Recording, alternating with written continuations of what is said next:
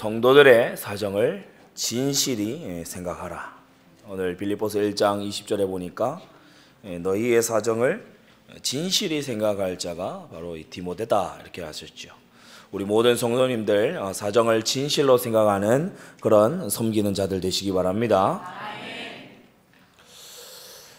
사람이요 부러운 대상이 있을 수 있어요.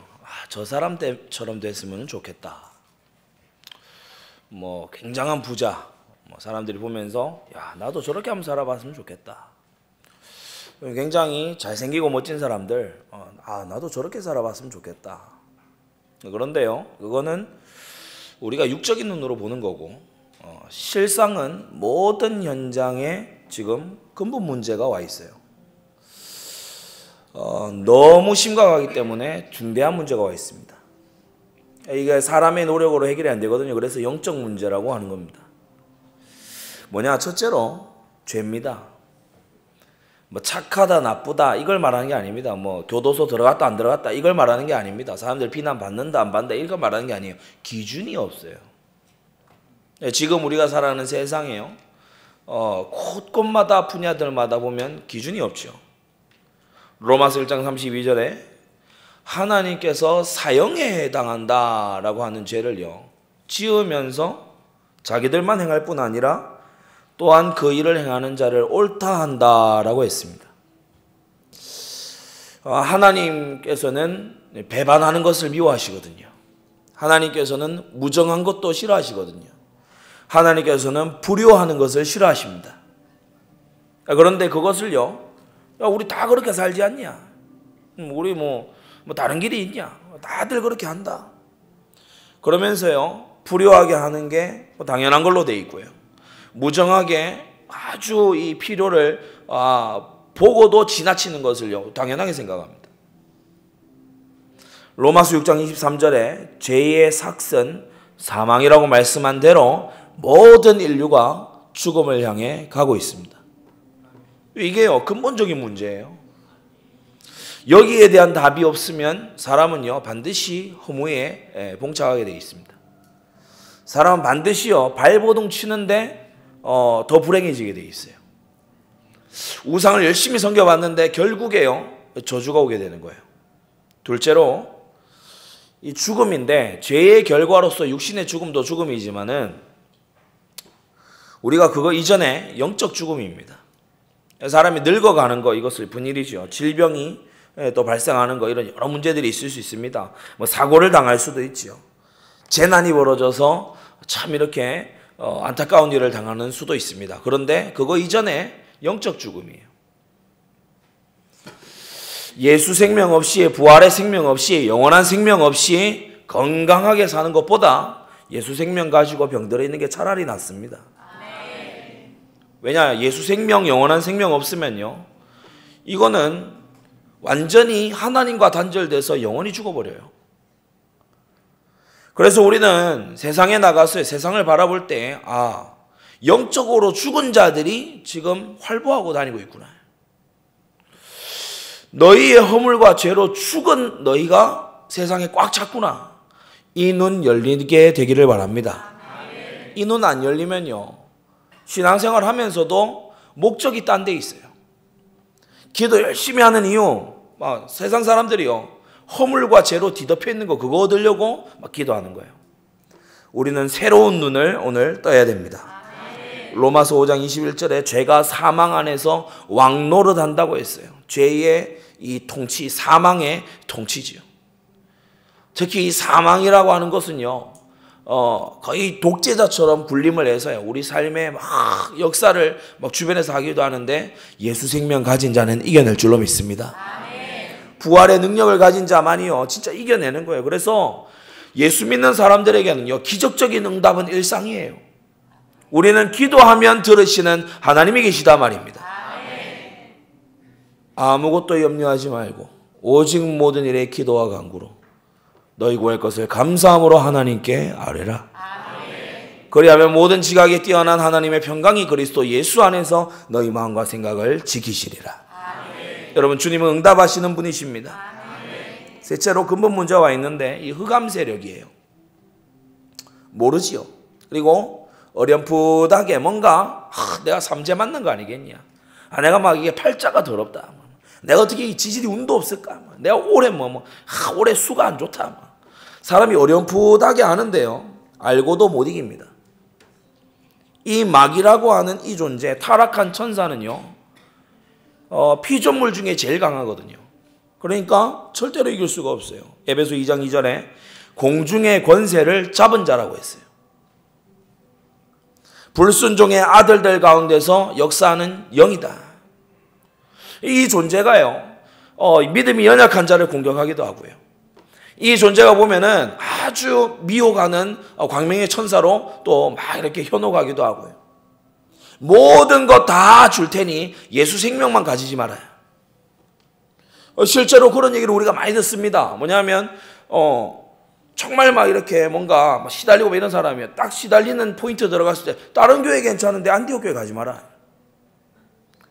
그런 얘기를 우리가요 심심찮게 들어요. 왜냐?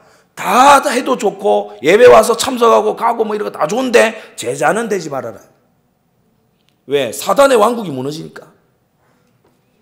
우리는 예배자도 돼야 되고 전도자도 돼야 되고 평생을 동역자로 살아가야 됩니다. 아멘. 사단의 왕국을 무너뜨리는 주역들이 되시기 바랍니다. 아멘. 이 죄와 죽음과 이 흑암의 세력은요, 양심적으로 산다고 이길 수 있는 게 아니에요. 양심적이다, 이거하고는 상관이 없어요. 양심적인 게 좋은 겁니다. 그런데 양심적으로 사는 것과 근본 문제는 관련이 없어요. 우리가 이 앞에 도로가 이렇게 굽이쳐 있습니다. 근데 도로 굽이쳐 가지고 있는데요, 저 앞에 보면은 도로가 이렇게 삼거리라서 사거리가 아니잖아요. 삼거리예요. 근데 삼거리에서 도로 없는 방향 쪽으로요, 믿습니다 하고요 차 밟아버리면은 가는 게 아니고 떨어져요. 뭘 말하려고 하냐? 양심으로는 근본 문제에 도전할 수가 없습니다. 열심으로는 되는 게 아니에요. 수준이 높다고 되는 게 아니에요. 교육 많이 받았다고 되는 게 결코 아닌 것입니다. 철학적으로 생각한다, 그걸로 되는 게 아닙니다. 마귀는 제일 똑똑한 놈인데요. 종교로 되는 것도 아니에요. 점술로 알아맞춘다고 되는 게 아니에요. 더 잡힐 뿐이죠. 정성을 들인다고 되는 게 아닙니다. 지성이면 감천이다, 이건 우리 복음이 말하고 있는 게 아니에요. 윤리적으로 산다고, 명상을 깊이 했다고 이 중대 문제가 해결되는 게 결코 아닌 것입니다.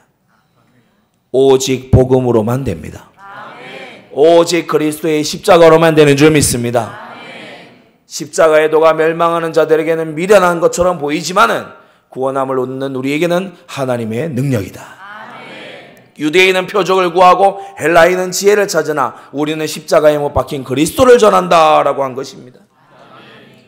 이 복음을 전파하는 오직 전도, 이것을 통해서 우리는요 믿음을 선물 받았고, 우리가 연구해서 얻어낸 것이 아니라 하나님의 진리의 선포로, 계시의 말씀으로 우리는 빛을 덧입고 하나님의 자녀가 된 줄로 믿습니다.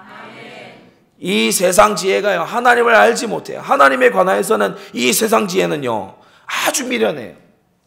여러분, 교회 안에 와서 학벌 이런 거 따지지 않게 되기 바랍니다. 우리는요 문벌, 학벌, 뭐 가문이 어떻다 이런 거 들고 나오면 안 돼요. 성경 말씀에 하나님은 미련한 자를 택해서 지혜로운 자를 부끄럽게 하시는 하나님이다. 하나님의 미련한 것이 사람의 강한 것보다 강하다 그랬어요. 여러분, 우리는 이 믿음 가지고 오늘도 복음운동, 전도운동하는 교회에 소속된 것을 감사하시기 바랍니다. 교회 안에는요 세 종류의 사람들이 있어요. 오늘 제목이 성도들의 사정을 진실히 생각하라 인데요, 세 종류의 사람이 주로 이렇게 분류가 됩니다. 첫째는 성도들의 사정에 전혀 무관심한 사람. 빌립보 2장 21절을 보면은 저희가 다 자기 일을 구하고 그랬죠. 교회 안에 같이 신앙생활을 해도요, 야 이거 연말이 지나가면서 우리가 뭐 준비해야 될 건 없는지, 섬겨야 될 부분은 없는지, 우리 구역 안에 내가 도와야 될 부분은 없는지, 내가 진짜 이렇게 뭔가 할 수 있는 역할은 없는지, 이런 걸 생각을 전혀 안 하고요 오직 내 일에만 몰두해 가지고 있는 그런 사람이 있거든요. 어느 정도 자기 일에 몰두해 있냐, 이게 자식도 생각 안 할 정도로 자기 일에만 딱 몰두해 있는 이런 사람도 있습니다. 이런 사람은 주로요, 이기적인 야심과 그럴듯하게 꾸며서 삽니다. 빌립보 2장 3절에 다툼과 허영을 버리라고 했는데, 이 무심한 사람은요, 다툼과 허영으로 살아요. 야심으로 사는 거 있죠. 이것을 이루기 위해서요, 막 이렇게 적당히 꾸며댑니다. 그래서 거짓을 해서라도 자기가 이익을 얻을 수 있다면요, 거짓되게 삽니다. 예, 참되지 않은 말도 막 섞어가면서 하고요. 그렇게 하는 거예요. 우리는 성도의 마땅한 바로 항상 진실해야 될 줄 믿습니다. 항상 진실해야 해요. 여러분, 정직은 하나님이 우리에게 주시는 최고의 자산입니다. 시편에 이르기를 하나님은 정직한 자의 방패가 되신다라고 했습니다. 우리는요, 정직을 항상 익혀야 되는데, 왜냐? 하나님이 진리의 하나님이시기 때문에, 하나님은 신실하시기 때문에, 하나님과 교통하려면은 정직해야 돼요. 내가 이렇게 좀 회사나 이런 데서, 집에서나 이런 데서 교회 너무 자주 가는 거 좀 그러니까 내가 좀 이렇게 둘러대면 안 되겠습니까? 그러지 마세요. 그러지 마세요. 하나님 앞에서 그러지 마세요. 전도의 유익을 위해서도 그렇게 하지 마세요.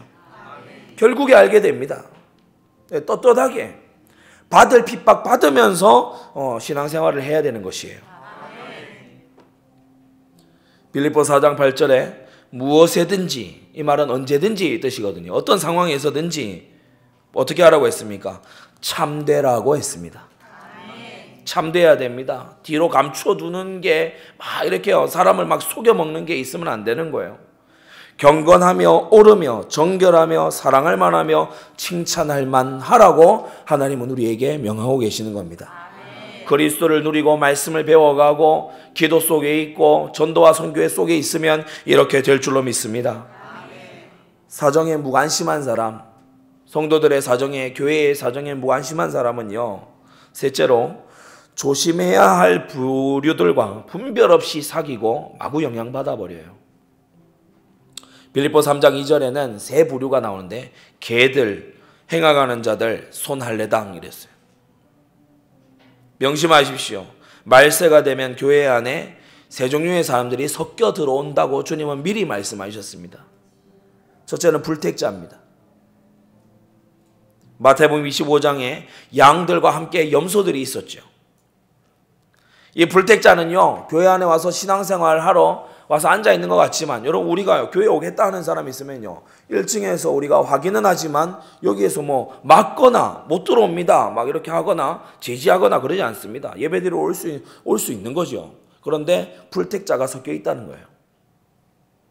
거듭나지 못한 사람, 본질이 뭐냐? 하나님과 원수, 죄의 종, 마귀자녀. 그러니까 결정적일 때 마귀 심부름합니다. 결정적일 때 죄를요, 확산시키는 일을 당해요. 오늘 새벽에도 얘기를 했지만은 누룩을 퍼뜨리는 일을 해요. 곰팡이거든요, 곰팡이. 곰팡이를 퍼뜨리는 일을 하는 그런 역할을 하는 사람. 둘째로 악한 자가 섞여 있어요. 고린도전서 15장 33절에 악한 동무들은 선한 행실을 더럽힌다라고 했죠. 하나님을 알지 못하는 자, 구원은 받았을지라도 악을 즐기고 있는 자, 하나님께서요, 큰 징계를 예비 중에 있는 그런 사람, 악한 사람이 섞여 있다는 거예요. 자기가 죄 지어보고 별일 없으니까 연약한 자를 미워가죠. 세 번째는 교회 안에 말세가 되면 이단자도 섞여 들어올 수 있다. 갈라디아서 2장 4절에 가만히 들어온 거짓 형제가 있다고 이미 성경은 말씀하고 있습니다.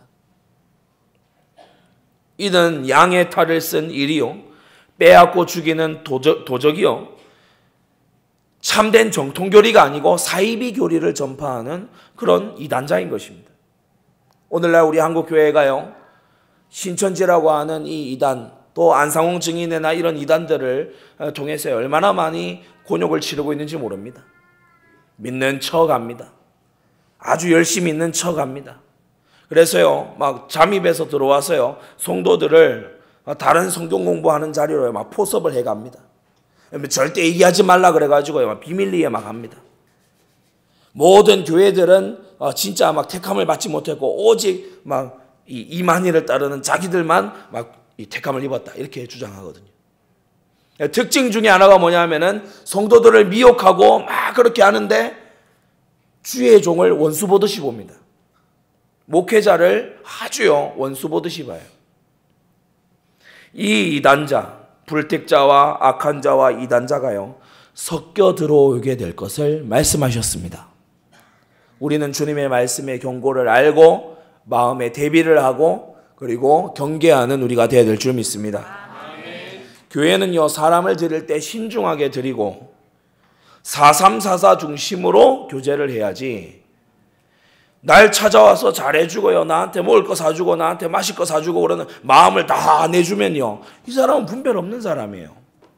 이 사람은 성도들의 사정에 관심이 없는 사람이에요. 교회 안에 지금 어떻게 되고 있다 여기에 관심이 없는 사람이기 때문에 자기한테 친절하게 막 하게 되면 이게 노략질을 당해버리는 겁니다. 우리가 다른 건 뺏겨도 회복이 가능해요. 영혼 빼앗기지 마시기 바랍니다. 아멘. 영혼을 빼앗기면 끝나는 거예요.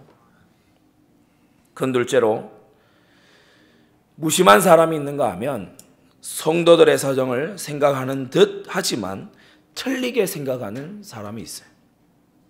너무 인본주의적으로 틀리게 세속적으로 그렇게 내가 사정을 생각해 준다 이런 사람들이 있단 말입니다.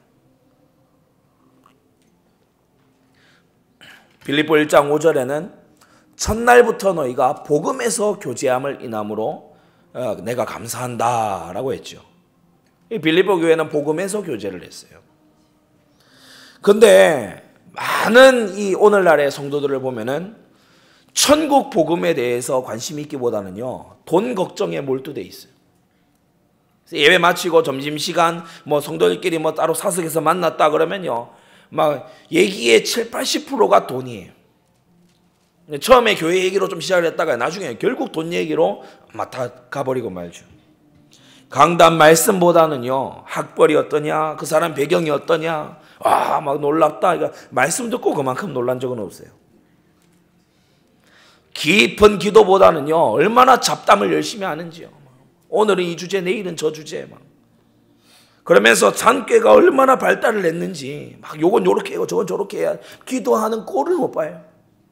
기도의 시간에는요 막 졸려서 감당이 안 되는데요 막 뭐 노하우 이런 거 얘기할 때는 막 눈이 반짝반짝해요.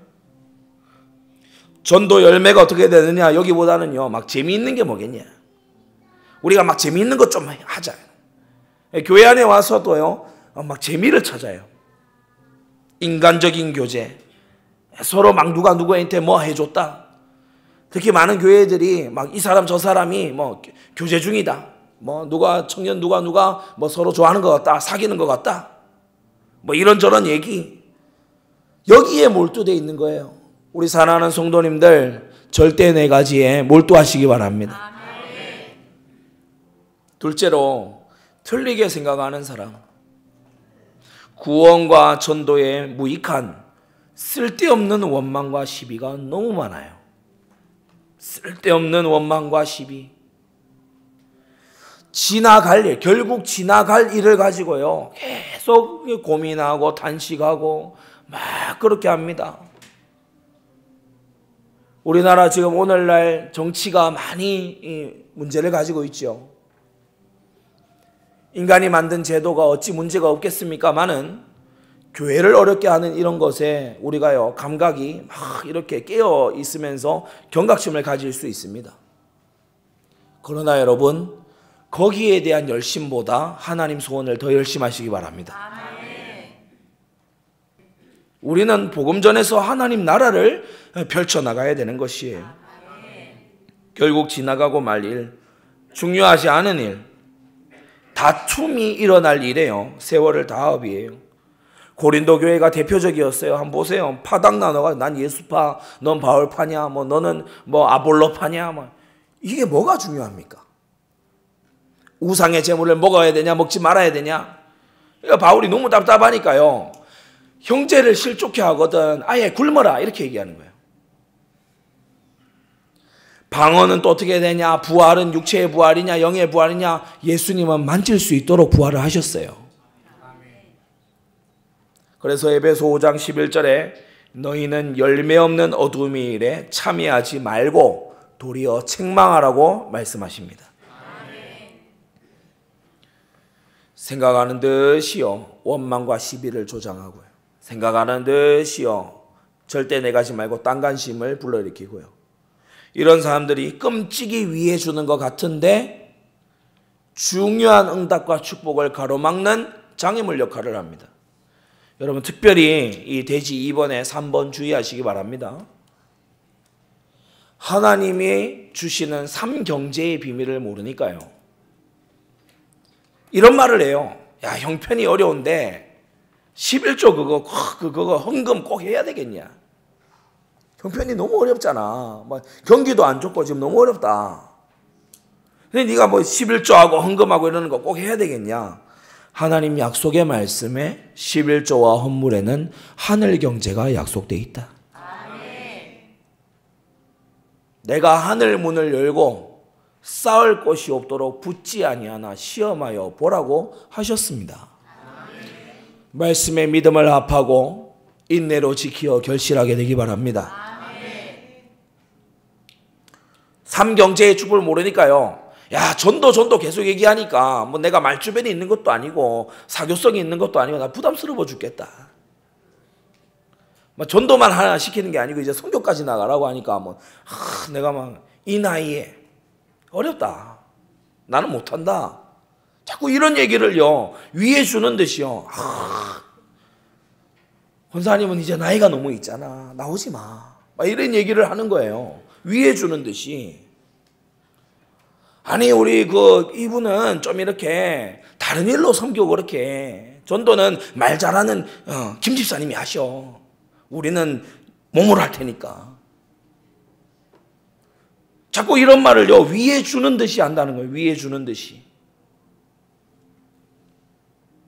여러분 지역과 민족을 보고만 하는 것은 모든 것을 회복하는 빛의 경제의 시작입니다. 아멘.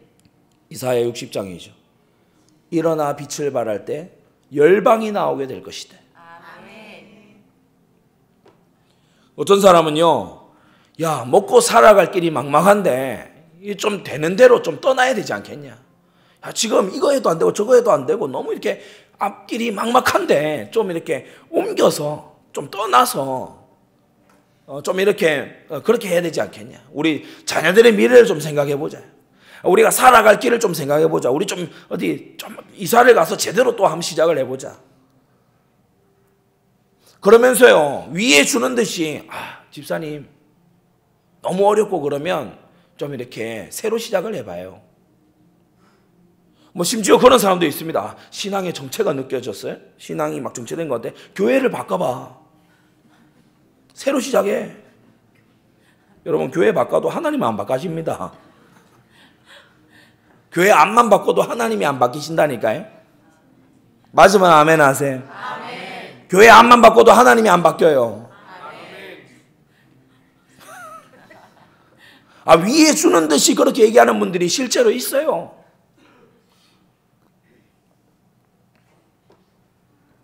그러나 하나님은 이삭이 흉년된 땅에 머물러 있을 때에 숨겨두신 경제를 여신 것입니다.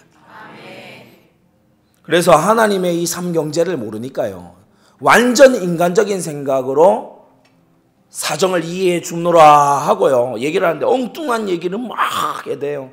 여러분 이러한 아주 잘못된 얘기로부터 건져지는 은혜가 있기를 바랍니다. 아멘. 마지막 셋째로 성도들의 사정을 진실히 생각하는 바울과 디모데 같은 사람이 있었어요. 바울과 디모데는요 이 빌립보 서신을 지금 쓰면서 이 빌립보에 사는 성도들이 그리스도의 날에 어떻게 설 것인가를 생각해서 돕고 있습니다. 빌립보 1장 9절 10절에요 그리스도 예수의 날에 흠없이 서게 하고자 한다. 여러분 진짜 도와주려면요 끝을 잡고 도와줘야 돼요. 빌립보 2장 16절도 마찬가지입니다. 우리가 그리스도의 날에 빌립보 3장 14절에 위에서 부르신 부름의 상을 향하여 3장 16절에도 우리가 어디까지 이르렀든지 그대로 전진해 가야 된다. 빌립보 4장 5절에도 뭐라고 했습니까? 너희 관용을 모든 사람에게 알게 하라. 주께서 가까우시니라 그랬죠. 마지막을 맞춰놓고 사정을 알아주고요. 도와주려고 하는 그런 사람.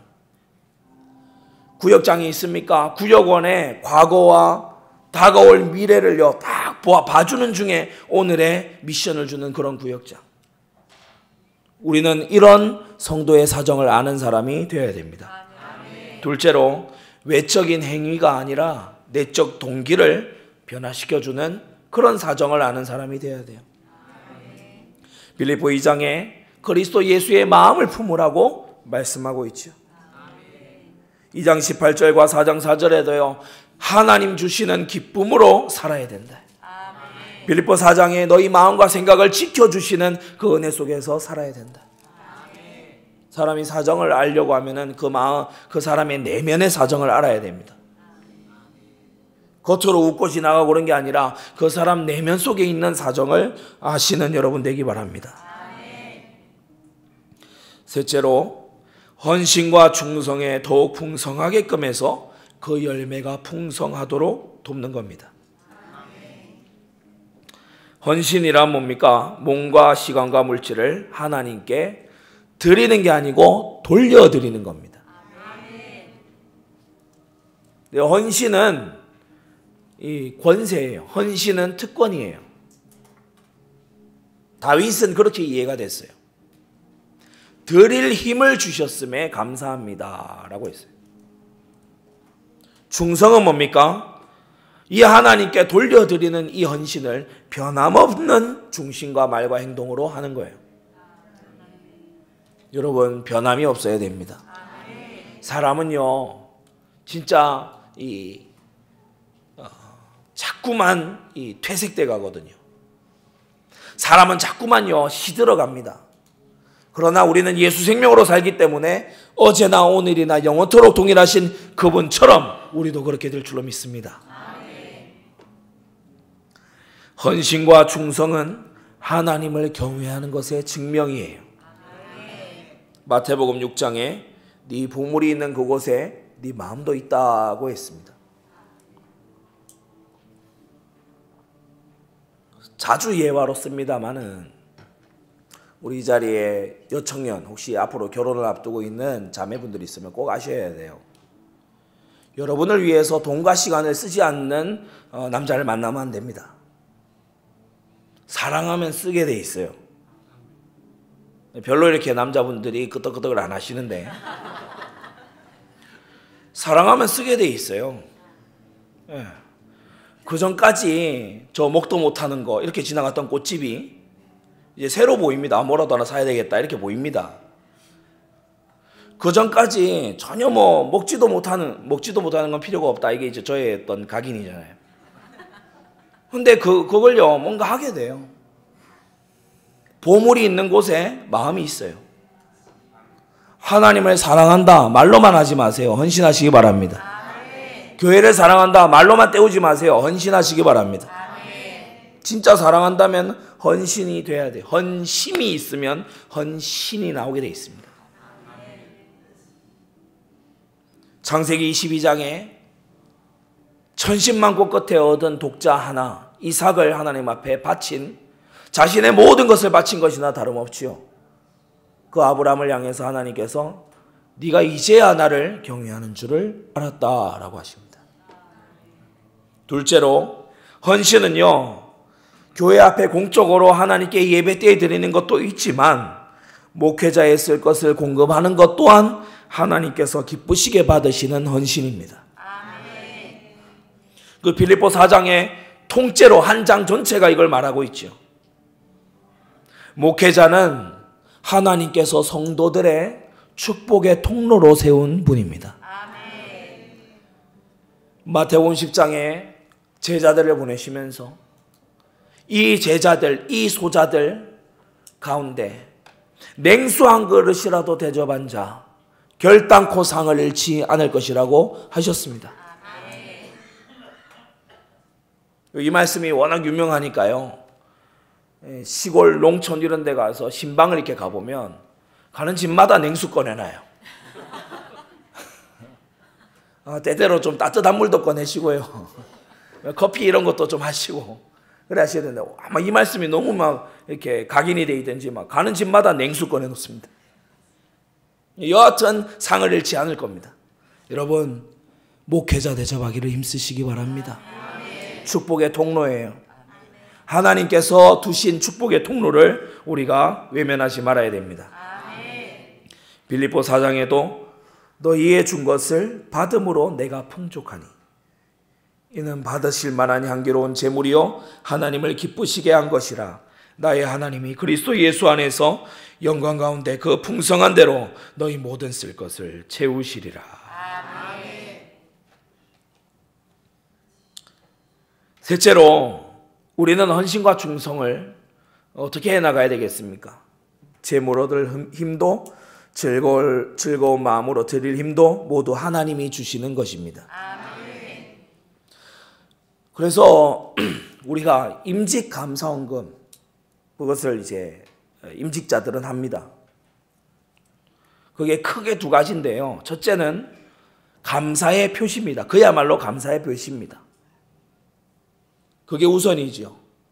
하나님께서 주의 몸된 교회에 귀한 직분 주시니 제가 이루 말로도 할 수 없이 감사합니다라고 해서 우리 그 임직자들이 일동 각 얼마씩을 우리가 하나님 앞에 헌신하자. 그게 임직 감사헌금입니다. 두 번째는 뭘 표현하는 거냐? 하나님께서 교회를 섬길 수 있게끔 나에게 재물 얻을 등을 이만큼 주셨다. 거기에 대한 증거입니다. 어떤 분들은 오해를 하는 경우가 있어요. 임직 감사헌금 그걸 할 수 있어요. 그러면 임직을 할 수 있는 겁니까? 뭐 심한 경우는 막 이렇게까지 얘기하면 직분을 파냐? 막 이렇게 얘기합니다. 전적인 오해입니다. 주보에도 적어놨지만요.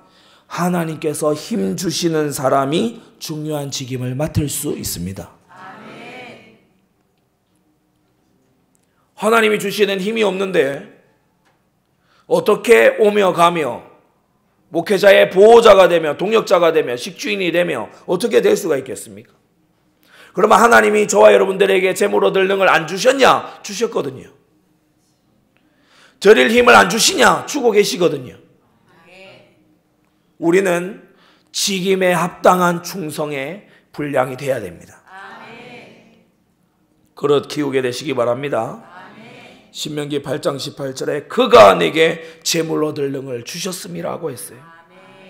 역대상 29장에도 나와 나의 백성이 무엇이간데 이처럼 즐거운 마음으로 드릴 힘이 있었나이까. 결론입니다. 성도의 사정을 진실히 생각하는 사역자. 세 가지를 합니다. 그 성도가 하나님 앞에 설 날을 생각하게 하는 사역자예요. 우리는 모두 하나님 앞에 가서 섭니다. 그때에 부끄러움이 없도록 해주는 게 참 사역자입니다. 지금 당장 여러분이 듣기에 거친 말일 수 있습니다. 책망이 섞여 있을 수 있습니다. 왜 이렇게 사느냐라고 그렇게 소리를 외칠 수도 있습니다. 그러나 그 사역자가 진짜 여러분을 위해 주는 사역자입니다.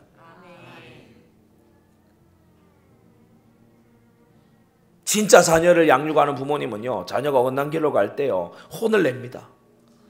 자녀가요, 지금 예를 들어서 대학 입시를 앞두고서 중요한 공부를 해야 되는데 시험일이 다가오는데도 전혀 마음에 준비를 안 하고 실제가 준비가 안 돼 있다. 그러면 부모님이 잔소리하게 돼 있습니다. 근데 자녀가 듣기 싫고 내가 지금 행복한데 내가 뭐 이렇게 나를 자꾸 간섭을 하고 그거요 완전 모르고 있는 상태예요. 그 날이 왔을 때 어떤 일이 벌어질지를 아는 사역자. 여러분 이런 사역자 만난 거를 감사히 알고 전도와 선교에 열매 맺게 되기 바랍니다. 둘째로 마음을 고쳐먹게 하는 사역자예요. 우리의 마음은요 많은 경우에 딴 데가 있어요. 우리는 행위만 남아있는 경우가 많아요. 매 순간 감동받아 하면 좋겠는데 그렇지 못한 경우가 많아요. 마음을 일깨워주는 그런 사역자 되시기 바랍니다. 셋째로 헌신과 충성을 더욱더 하게 하는 사역자입니다. 갈라디아서 5장에 이렇게 말씀했지요. 너희가 다름질을 잘하더니 누가 너희를 막아 진리를 순종치 않게 하더냐라고 했어요. 우리는 하나님 앞에 받은 이 진리와 이 사명, 이것을 해나가는 데 있어서 요동함이 없어야 될 줄 믿습니다. 하나님의 계명과 예수 믿음, 여기는 요동이 없어야 돼요. 우리가 전도하며 산다, 여기에는 요동이 없어야 돼. 내가 잘 못해도 나는 발전돼 간다. 내가 지금 열매가 비록 적어도 나는 전도자로 살겠다. 나는 전도에 도움이 되게끔 살겠다. 내가 말 한마디를 해도 전도하는 교회에 내가 유익이 되게끔 말을 하겠다. 이렇게 살아야 되는 것이지, 전혀 엉뚱한 원망과 시비에 이렇게 현혹돼 가지고요, 전혀 엉뚱한 육신적인 이 고민을요 서로 막 얘기하면서요, 그렇게 살아서는 안 될 것입니다. 오늘 이 말씀으로 성도들의 사정을 진실히 알고 여러분 자신도 그리스도 예수 안에서 승리하게 되시기 바랍니다. 이 시간 다 같이 받은 말씀 가지고 기도하겠습니다. 하나님, 나의 사정을, 우리의 사정을 진실히 생각할 바울과 디모데 같은 그런 사역자 우리에게 주셨음을 감사드리고 우리도 이러한 사역자 되게 하여 주시옵소서. 함께 기도합니다.